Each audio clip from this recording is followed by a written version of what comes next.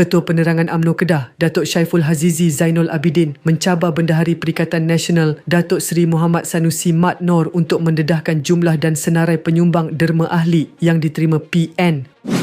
Beliau menegaskan bahawa audit terbuka itu penting bagi membuktikan bahawa PN benar-benar bergantung sepenuhnya pada derma ahli sebagai sumber dana parti. Menurutnya, derma ahli tidak seharusnya dijadikan alasan untuk menghalalkan pendanaan politik yang tidak telus. Syaiful menambah, dakwaan bahawa PN hanya mengandalkan derma akar umbi adalah naif dan menimbulkan persoalan tentang apa yang cuba disembunyikan.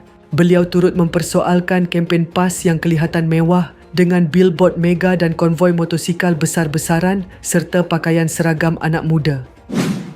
Itu nak kita percaya kempen guna derma ahli? Soal beliau.